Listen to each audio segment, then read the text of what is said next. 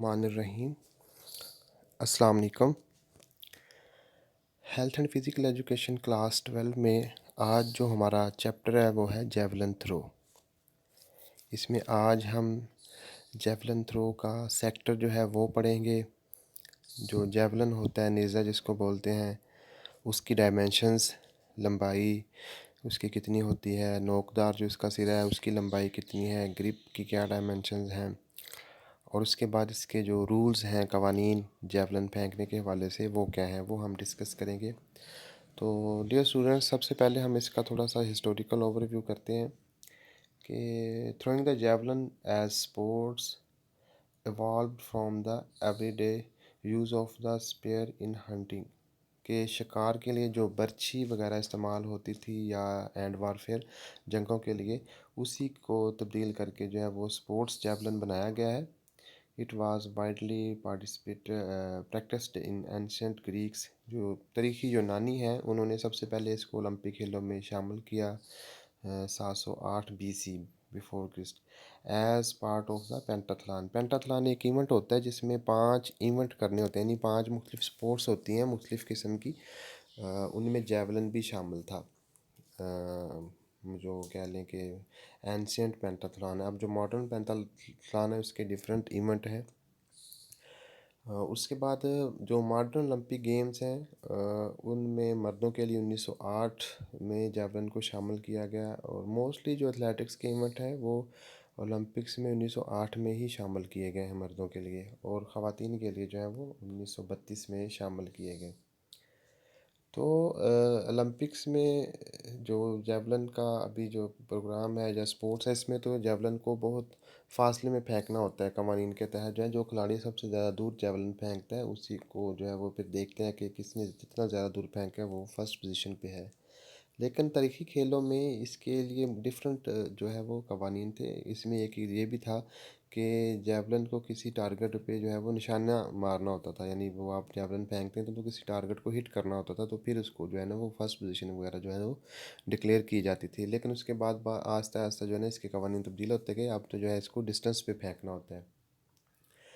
Sector of javelin throw, ये इसका sector है जिसके अंदर से जेवलिन जो है वो फेंका जाता है। ये देखें, 30 से 36.5 मीटर रनवे, ये इतनी दूर से खिलाड़ी जो है वो दौड़ के आता है जेवलिन फेंकने के लिए। उसके बाद आपको आगे 4 मीटर और उसके बाद 2 एरर जो है वो नज़र आ रहे हैं, जो इसको बता रहे हैं कि ये इतना वाइड है, चौड़ा है, इसकी चौड़ाई कितनी है। 4 मीटर जो है इसके रनवे की चौड़ाई होती है। तो जब आपने इसका सेक्टर लगाना है तो आपने ये जो आपको लंबाई वाली जो स्ट्रेट लाइनें नज़र आ रही हैं, 75 सेंटीमीटर तक या यहाँ तक आपने 8 मीटर लंबी लाइनें लेनी है, और उसके बाद आपने जो है वो 4 मीटर वाली जगह पे आ जाना है। वहाँ पे आपने फीता रख के आगे 8 मीटर फीते को खोल के आपने एक आर्क लगानी है जो कि 7 सेंटीमीटर या 70 मिलीमीटर चौड़ी होती है। ये आपको एक कर्वी आर्क सी नज़र आ रही होगी। 8 मीटर के सामने जो तीर लगा है उसके सामने जो थोड़ी सी गोल होके जा रही है और थोड़ी सी साइडों को बाहर निकली हुई है, जो कि 29 डिग्री का जाविया बना रही है। और साइडों से ये 75 सेंटीमीटर लेफ़्ट साइड से और 75 सेंटीमीटर जो है वो राइट साइड से इसको बढ़ा दिया गया है। उसके बाद जहाँ पे ये लाइन लंबाई वाली लाइन को ये आर्क क्रॉस कर रही है, उस नुक्ता पे रख के 4 मीटर के आगे थोड़ा सा जो पॉइंट है वहाँ से रख के एक सीधी लाइन लगा देनी है। वो देखें 75 मीटर लंबी लाइन लगाई हुई है एंड पे, और दूसरी साइड पे भी एक सीधी लाइन जहाँ पे दोनों लाइनें आपस में क्रॉस हो रही हैं। 75 मीटर जो है वो सीधी लाइन लगा देते हैं, जिनका दरमियानी फासला 20 मीटर दिखाया गया है। ये एक वी शेप में आपके पास जो है ना वो लैंडिंग सेक्टर बन जाएगा, जिसका एंगल जो है वो 29 डिग्री का है, जो कि शुरू से है। और ये जो आर्क लगी हुई है 70 मिलीमीटर की, 8 मीटर के सामने जो एरर जो नज़र आ रहा है आपको, 8 मीटर जो लिखा है उसके सामने जो ये यहाँ से जो है वो जेवलिन फेंका जाता है। इस लाइन को क्रॉस नहीं किया जाता। जेवलिन जो है जब खिलाड़ी दौड़ के आता है तो इस लाइन के पीछे से फेंक देता है। अगर खिलाड़ी का जेवलिन फेंकते हुए पाँव या हाथ इस लाइन के ऊपर या इससे आगे टच हो जाए तो वो जो है वो फाउल हो जाता है। वो थ्रो जो है वो कंसिडर्ड नहीं की जाती, वो फाउल थ्रो होती है जेवलिन में। आपकी बुक्स में भी मज़ीद जो है ये बड़े अच्छे तरीके से ये सेक्टर जो है वो बनाया हुआ है। आप वहाँ से भी देख सकते हैं इसको। उसके बाद यहाँ पे खिलाड़ी जो है वो तब तक खड़ा रहेगा, रूल्स इसके बाद भी डिस्कस किए हुए हैं, जब तक जावलिन जो है वो गिर नहीं जाता और इसका नोक वाला सिरा लग नहीं जाता। नोक वाला सिरा लगना ज़रूरी है। उसके बाद जो जेवलिन है उसकी डायमेंशंस हैं। इसकी लेंथ कितनी होती है, ग्रिप, शाफ्ट और स्टील का जो हेड होता है। ये देखें, एक एथलीट जो है वो जेवलिन को फेंक रहा है और इसमें ग्रिप करने के तरीके हैं, ग्रिप कैसे करते हैं इसको फेंकते वक्त जो है। तो मेंस जेवलिन में इसकी लेंथ जो होती है वो 260 से 270 मीटर होती है इसकी लंबाई। और वज़न जो है मर्दों के लिए 800 ग्राम होता है और औरतों के लिए जो है वो इसका वज़न जो है वो 600 ग्राम होता है और इसकी लंबाई जो है वो 220 से 230 मीटर होती है। इसमें आप देख सकते हैं स्टील वाला जो है इसका स्टील हेड है वो भी आपको नज़र आ रहा है। आगे इसकी डायमेंशन जो है वो मैंने एक टेबल बनाया हुआ है उसमें दी हुई हैं, वो आप देखेंगे। ये जावलिन की लंबाई में आप देख रहे हैं, ये पाकिस्तानी एथलीट है अरशद नदीम जो कि थ्रोइंग एक्शन में है। इसमें आप देख रहे हैं ओवरऑल लेंथ और इसकी जो ग्रिप है जहाँ से इसने जेवलिन को पकड़ा हुआ है, और इसमें आपको इसका स्टील का नोकदार सिरा भी नज़र आ रहा है और इसकी लंबाई लेंथ वाइज, और इसकी जो टेल है वो भी आपको नज़र आ रही है। और ये आखिरी एक्शन में है जहाँ से जेवलिन को फेंक दिया जाता है। ठीक है, तो इसके आगे जो है वो ग्राउंड होता है, सर्विस होता है, लैंडिंग एरिया होता है जहाँ पे जेवलिन ने जो है गिरना होता है। ये अरशद नदीम के हवाले से आपको थोड़ा सा मैं बता दूं कि ये करंट पाकिस्तान का नेशनल चैम्पियन है और साउथ एशियन और नेशनल रिकॉर्ड होल्डर भी है। 86.29 मीटर जो है इसकी थ्रो है। एशियन गेम्स में इसने ब्रॉन्ज मेडल हासिल किया और ओलंपिक्स गेम जो है वो इसमें डायरेक्ट इसने क्वालिफाई किया है। अभी जो है मोस्टली पाकिस्तानी एथलीट्स जो हैं वो पार्टिसिपेट करते हैं जस्ट कार्ड के ऊपर, लेकिन इसने डायरेक्ट जो है वो क्वालिफाई किया है अपनी परफॉर्मेंस की बेस पे। 86.29 मीटर जो है ना वो बहुत अच्छी थ्रो है पाकिस्तान के जेवलिन की हिस्ट्री में। इससे बेहतर पहले किसी भी एथलीट ने कोई इतनी अच्छी थ्रो नहीं फेंकी। तो ये जो है वो इसका टेबल है जो मैंने आपसे डिस्कस किया था। इसमें आप देख रहे हैं जो मैंने हाइलाइट्स की हुई हैं चीज़ें। ओवरऑल लेंथ इसमें देखें 600 ग्राम जो वेट है फीमेल्स के लिए है, उसके बाद आगे है 800 ग्राम। ओवरऑल लेंथ में देखें फीमेल वाला पोर्शन जो है वो 600 ग्राम वाला वो आपने नीचे को लेके जाना है, और 800 ग्राम वाला मेल वाला ही आपने नीचे को लेके जाना है। जो 500 ग्राम ये जूनियर ख़वातीन और 700 ग्राम जूनियर मर्दों के लिए होता है, ये हम डिस्कस नहीं करते यहाँ पे। ऑफिशियली 600 ग्राम और 800 ग्राम वाले कंपटीशन ही होते हैं नेज़े के। उसमें देखें आप कि ओवरऑल लेंथ जो है 800 ग्राम वाले नेज़े की दो 2600 मिलीमीटर, ये 1000 mm में एक जो है वो मीटर होता है। तो ये 2.60 मीटर बनता है, और 2.60 से मैक्सिमम अगर हम देखें इसकी लेंथ जो है वो 2700 मिलीमीटर है। इसी तरह ख़वातीन की 2200 से 2300 millimetre. Distance from tip of metal head to centre of gravity. अच्छा, इसमें सेंटर ऑफ ग्रेविटी का जो है वो बड़ा रोल है। जो इसकी टिप ऑफ मेटल हेड यानी जो इसका नोकदार सिरा है उसके आखिरी किनारे से पीछे की तरफ जब हम आए तो वो कौन सा एरिया है जहाँ पे ग्रेविटी जो है वो असरअंदाज होती है, और जेवलिन जो है इक्वली इसका वेट जो है वो ग्रेविटी के ज़रिए असर डिस्ट्रीब्यूट हो जाता है, यानी वो लेवल पे आ जाता है। कह लें कि वो इक्वल हो जाता है, बैलेंस हो जाता है, उसे कह सकते हैं हम। वेट जो है उसका डिस्ट्रीब्यूट होता हो जाता है बिल्कुल। तो वो जो है 900 मिलीमीटर से 1060 मिलीमीटर मर्दों के लिए, और ख़वातीन के लिए जो है 800 से 920 मिलीमीटर है। उसके बाद distance from tail to centre of gravity, अगर हम पीछे से टेल से इसका देखें सेंटर ऑफ ग्रेविटी वो कौन सा सेंटर वाला पॉइंट है जहाँ पे इसका वेट इक्वली डिस्ट्रीब्यूट हो जाता है और ज़मीन के ज़ेरे साया जो ग्रेविटी है उसके ज़ेरे साया हो जाता है, यानी इक्वली उसका वेट डिस्ट्रीब्यूट हो जाता है। उसका कौन सा पॉइंट है जहाँ पे वो तवाज़ुन होता है वेट इसका। तो टेल से ख़वातीन के लिए 1280 mm से 1500 mm तक, और मर्दों के लिए 1540 से 1800 मिलीमीटर है। उसके बाद लेंथ ऑफ मेटल हेड, यानी इसका जो आगे वाला सिरा है नोकदार सिरा जो ग्राउंड के अंदर जाके लगता है, घुसता है। उसकी लंबाई ख़वातीन के लिए 250 मिलीमीटर से 330 मिलीमीटर और मर्दों के लिए 250 से 330, यानी इसका मेटल का जो हेड है वो सेम होता है ख़वातीन के लिए भी और मर्दों के लिए।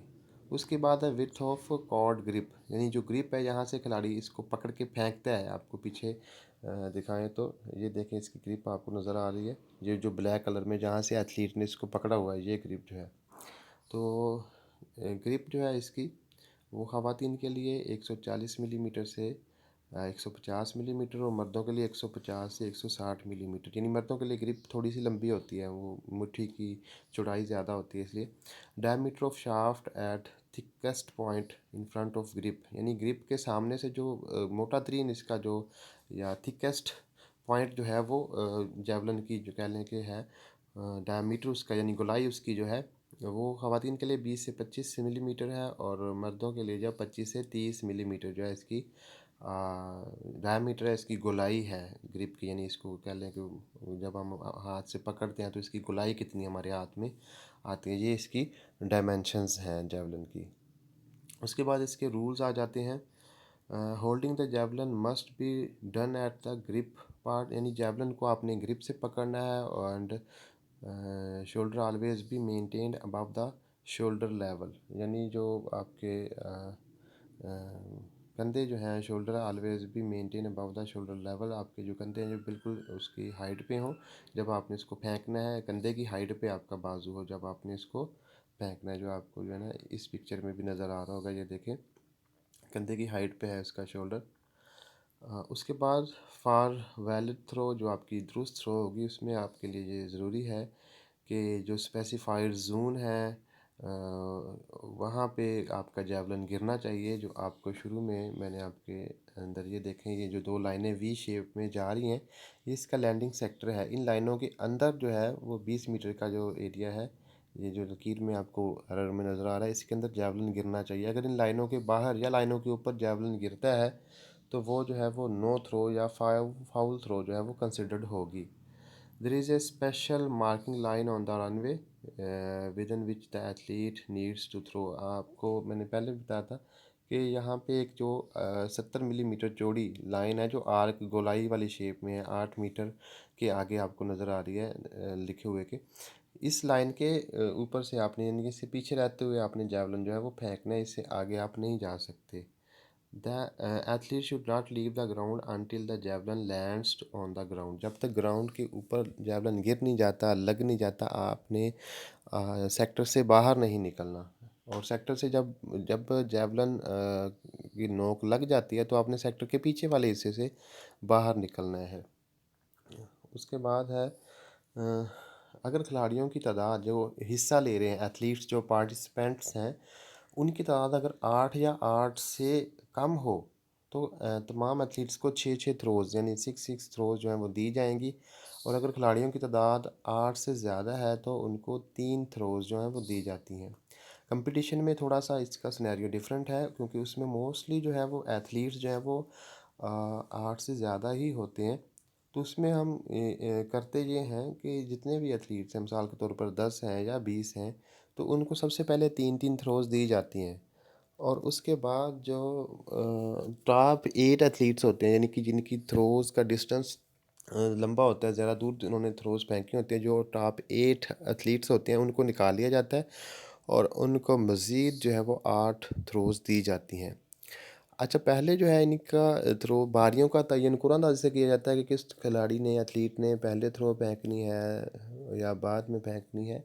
लेकिन जब हम 8 एथलीट्स को निकाल लेते हैं जो टॉप होते हैं, टॉप पे होते हैं, तो उनकी बारियों का तयन जो है उनकी परफॉर्मेंस पे होता है। तो मोस्टली जो है जो एथलीट्स जिनकी डिस्टेंस जो है वो ज़्यादा होता है उनको बाद में थ्रो करवाई जाती है। उसके बाद है the throw will be considered as a foul in the following cases, यानी क्या वजूहत होंगी जिसमें आपकी थ्रो जो है वो फाउल थ्रो कंसिडर की जाएगी। सबसे पहला है improper throw of the javelin in the attempt. जब आप की बारी आती है तो आप प्रॉपर जैवलिन से थ्रो नहीं करते। जो कवानीन हैं इसको पकड़ने के, इसको फेंकने के और उसके बाद इसके रनवे के या आपका जो सेक्टर है उसके ऊपर से इसको आप लाइनों के ऊपर पाँव आ जाता है, सेक्टर आपका जो है वो लैंडिंग एरिया से बाहर गिरता है, यानी जिसमें कोई भी वजूहत हो जा सकती है। Demarking of the line with any body part, आपके जिस्म का कोई भी जो हिस्सा है वो लाइन को छू जाता है। Player going out of the marking line while throwing, जब आप फेंक रहे होते हैं तो आप लाइनों से बाहर निकल जाते हैं तो भी फाउल है। The tip of the javelin lies outside the edge of the landing sector, landing sector के बाहर जेवलिन गिरता है। The time is increase. अच्छा, जेवलिन फेंकने के लिए 1 मिनट का टाइम दिया जाता है तमाम एथलीट्स को। हाँ, कुछ सूरतें होती हैं जिसमें टाइम बढ़ाया जाता है। वो क्या है कि जब 2 से 3 एथलीट्स रह जाते हैं तो 1 मिनट से बढ़ाया भी जा सकता है। इन केस देखें, the time is increase to 1 minute if there are 2 or 3 number of competitors. अगर in case only one competitors is left, time is increase to 2 minutes. अगर एक खिलाड़ी रह जाए, बाज़ औक़ात ऐसा होता है कि खिलाड़ी विन कर रहा होता है तो उसको रिकॉर्ड बनाने के लिए भी थ्रोज़ दी जाती हैं। 3 इजाफी थ्रोज़ हैं उसको रिकॉर्ड बनाने के लिए दी जाती हैं, तो उस सूरत में जो टाइम है वो 2 मिनट्स जो है वो कर दिया जाता है इसका।